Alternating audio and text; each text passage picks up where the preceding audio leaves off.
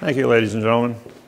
Well, as you know, my name is David-Wynn Miller, but I punctuate my name. George Washington, Thomas Jefferson, Abraham Lincoln, Benjamin Franklin, all punctuated the name same as I did. They were all 34-degree Master Masons. Now, I don't know if there's any Masons in the crowd, but I am a 92nd degree Mason. I know you've been taught that Masonry goes to 33 and 34 degrees for Grand Masters. The reason I'm a 92nd degree Mason is because in 1988 I broke the math interface in all 5,000 languages, proving that language is a linear equation in algebra. This hasn't been done in 8,500 years of written language. When I did so, I was able to unlock the 2/3 of all the words missing from all languages in the world, and I can write any sentence in any language, frontwards and backwards, with the same meaning. Once this was discovered, it completely, 48 hours after I published on the internet, I had 2 Secret Service agents from Washington at my front door going, "Do you realize what you've done? You've just disqualified every treaty, trust, and contract in 8,500 years on planet Earth." I says, "Well," he says, "who did you tell?" I says, "Everyone." I says, "I sent out 100 videos, 20 hours long, including a 100-page report on the entire studies, to all nations of the United Nations and over 100 TV and news agencies around the United States." By doing that, I protected myself, because when you have a secret that is so profound that it would disqualify planet Earth, it would cause you to get shot. And at every seminar, by the end of the seminar, there's always a dozen people that walk up to you and say, "Why are you still walking around?" Well, as Pandora, destroyer of worlds. Now, you might think that that's a bad thing. The word destroyer, D-E means no, and stroy is contract. Of is an adverb which connects to a pronoun in front of it. P-R-O means no, N-O means no, and U-N means no. So the word destroyer is a no, no, no word. Of is an adverb, A-D-V, it's a modifier. Modifiers connect to pronouns in front of it and modify the verb after it. Modification is change, change is motion, motion is action, and action is verb. Therefore, the word world becomes a verb. Do you live in a world of verb, or do you live in a world of a fact? As you all know, the word world is a fact. But because it's the destroyer of verb, I destroyed the world of verb in all 5,000 languages worldwide on April 6th, 1988. And so with that said, how did this come about? Well, in 1980, I went through a divorce. And in the divorce, Judge Stanley Miller said, "You cannot be a father to your children." And he took away my children. I'm going, "Why would you do that? I've been a good father for 10 years. And he goes, "Because I'm a judge," he says, "and I can take away people's children just because I can." I says, "Well, that's sex discrimination. Under the 1964 Civil Rights Act for equality, I says, I'm going to prosecute you." And he says, "You can't prosecute judges." I says, "I beg the difference." I says, "I know what the law is. You swore to support the Constitution of the United States and the laws written by the United States Congress, Senate, and Legislature." I says, "That includes equality." I says, "If I don't have equality, that's discrimination." Pretty simple. So I prosecuted Judge Stanley Miller in 1980, and he was disbarred as a judge. 7 years later, Stanley Miller got reappointed again. 2 weeks later, after he was reappointed, I showed up in his courtroom, had him disbarred again 4 days later. Because 7 years later, 1994, got reappointed again. And I showed up in his courtroom 2 weeks after he got reappointed, had him disbarred a 3rd time. 3 years later, he died in 1997. And never served much on the bench. Always was an administrator, but never a judge. As a result of that, when the judge took away my children, that violation, that breaking of my heart, put me on a path. And that path was anger. You don't take away a parent's child.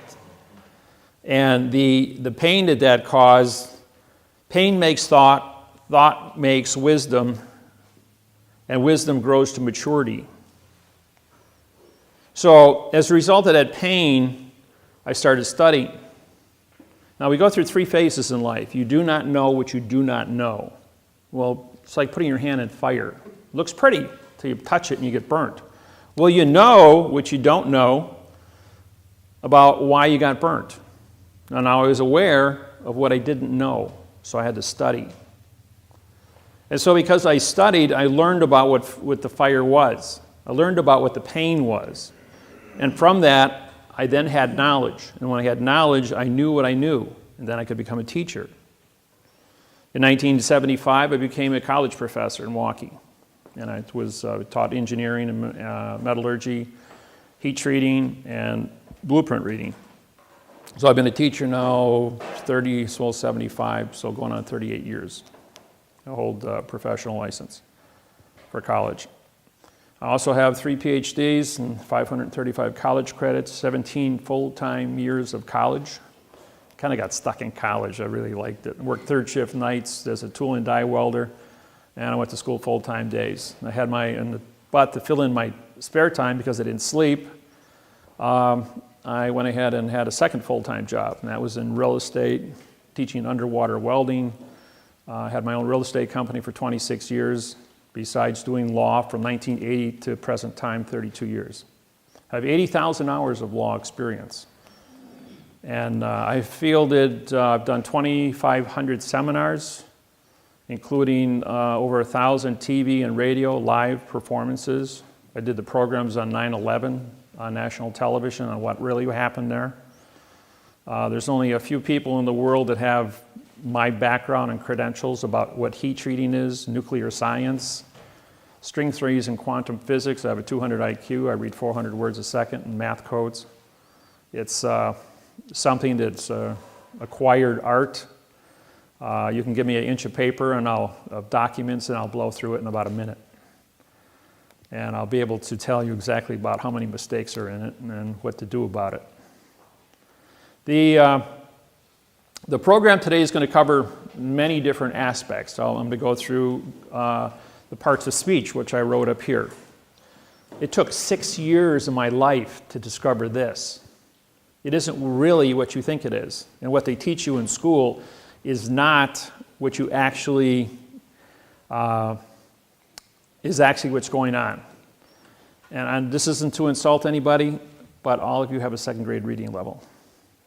And it isn't just you, it's the entire population of the planet was instructed and through TV, radio, newspapers, and magazines to keep you in a second grade reading level, because that way they could harvest the entire population of the planet. There's a few individuals called federal judges and chief federal judges at a state level that control what's called parsing, syntax, grammar, and the secrets therein.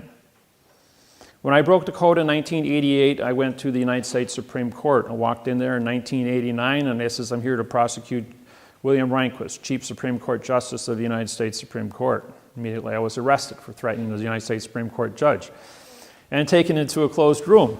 Well, when we got down in that room, I had 6 marshals standing shoulder to shoulder surround me, and William Rehnquist came down from up in his chambers to see me.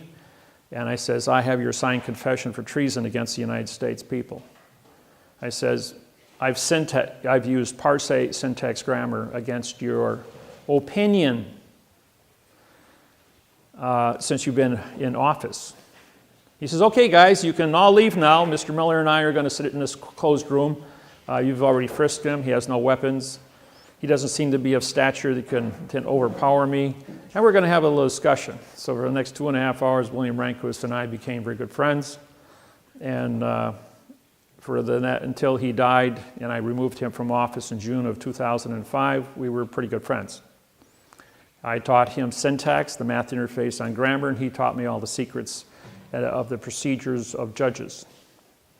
But a lot of the things he taught me, he was in error of, because 2/3 of all the words were missing from the procedures by which he wanted to formulate answers. Now, believe it or not, we are all actors in a play that have been already written. All of you believe that you have a certain amount of choice to make in life.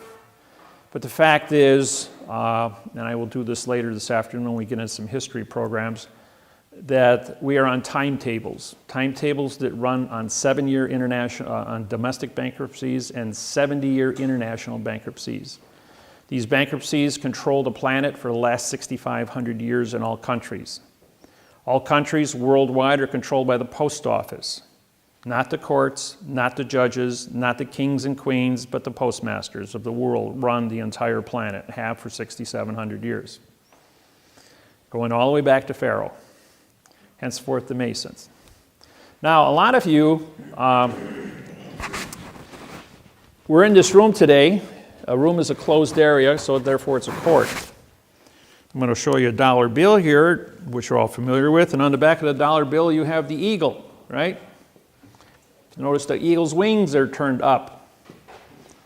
If you notice the eagle's wings here are turned down, that's because it's a phoenix.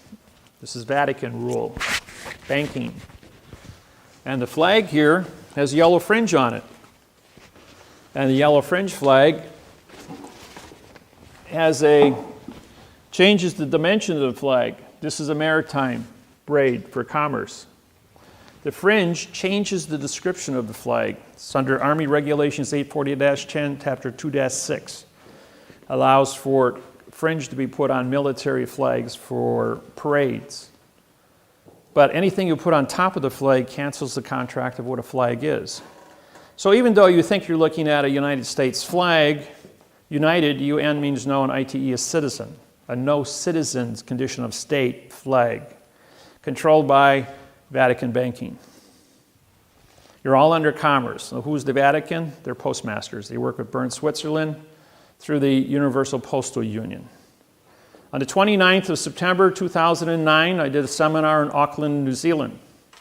In that seminar, there were 90 Auckland tribal chiefs of the 1,200 tribal chiefs that live in New Zealand.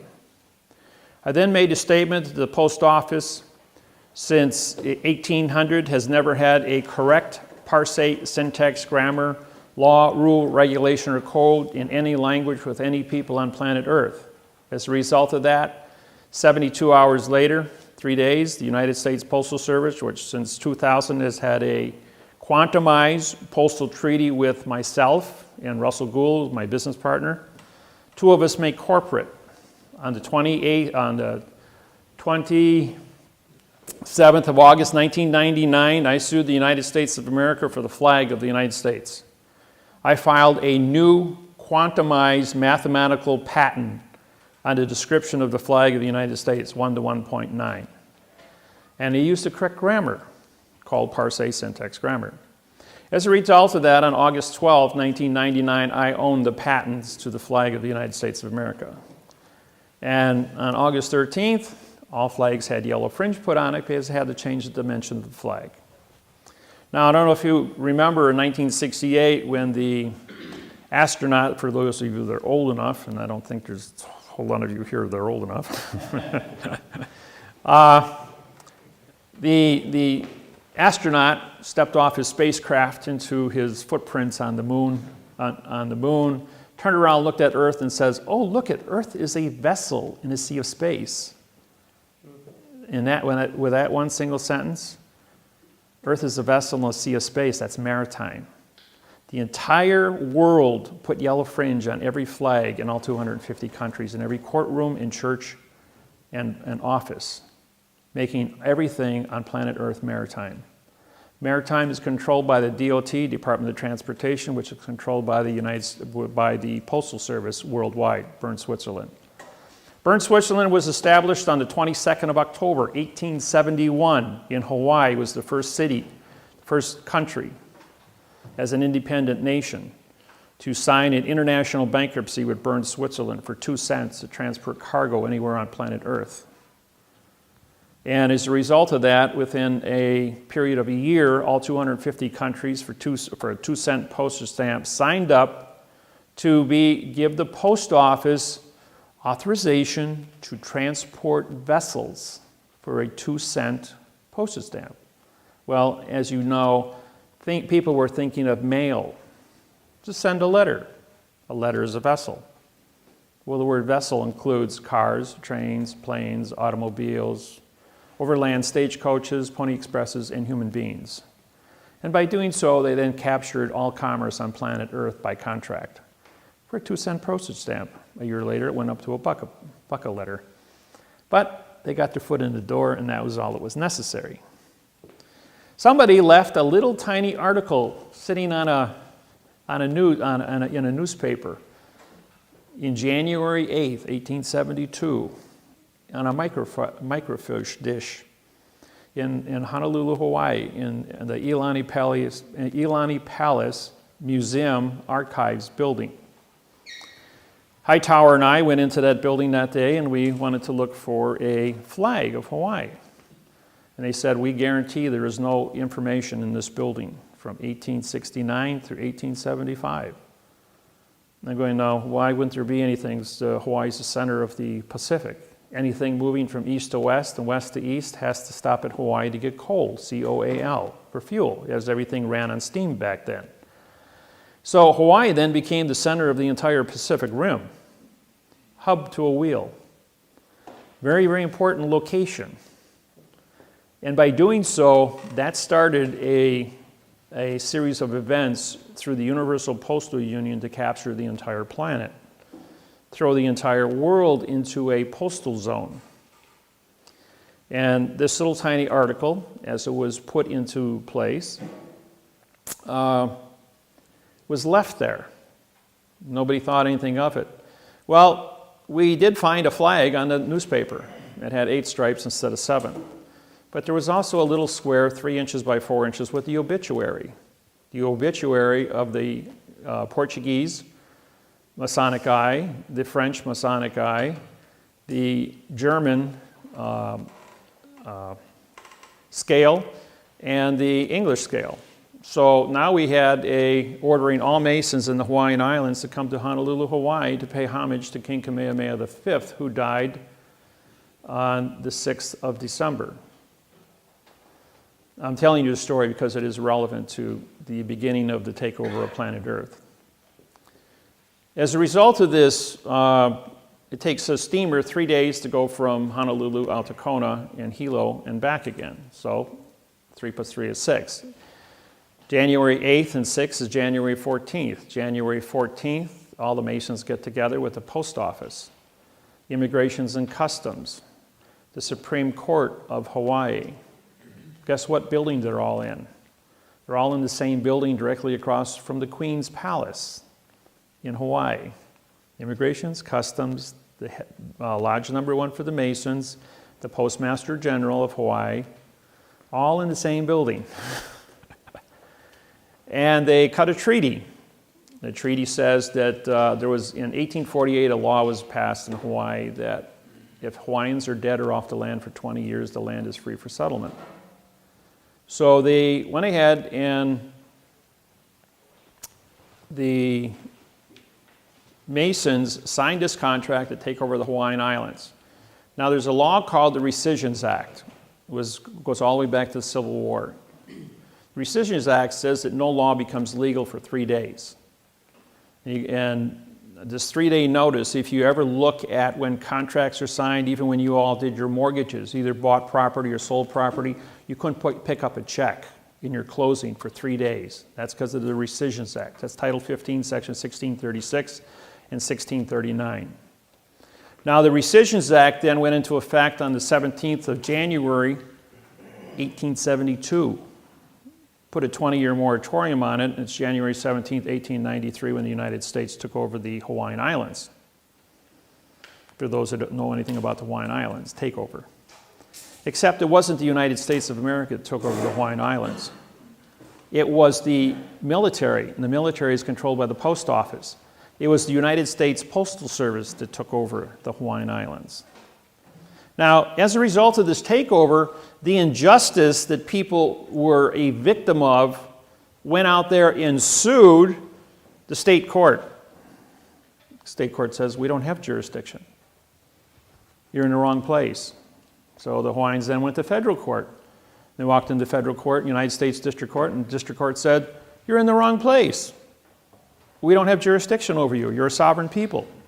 So they went to the United States Supreme Court, Washington, D.C. United States Supreme Court, Washington, D.C., you're in the wrong place. You sued the wrong people.